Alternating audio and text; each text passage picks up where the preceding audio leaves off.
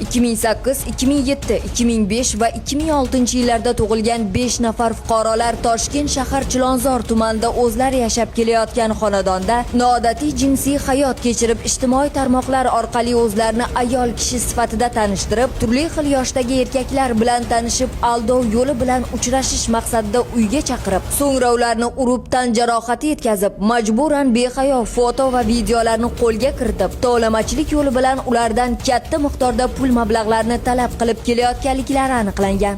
Ichki ishlar vazirligi tezkor qidiruv departamenti xodimlari tomonidan Chilonzor tuman Qatortol ko'chasida o'tkazilgan tezkor tadbir davomida jinoiy guruh a'zolari Telegram ijtimoiy tarmog'idagi kanal orqali o'zlarini ayol kishi sifatida tanishtirib, uchrashish uchun mijozni uyiga chaqiradi.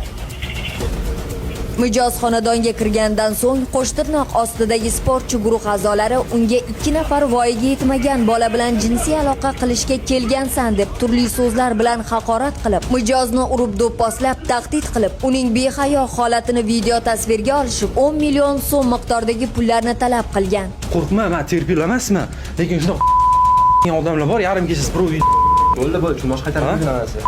Boshqa qaytarilmaydi.